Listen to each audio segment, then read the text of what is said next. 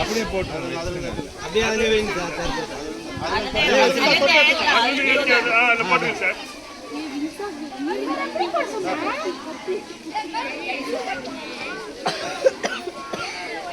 கட்டில வச்சுங்க, கட்டில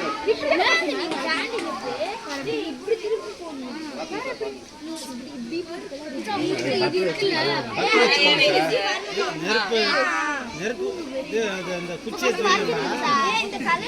ஐயா, குச்சி இல்லையா அதுல வச்சா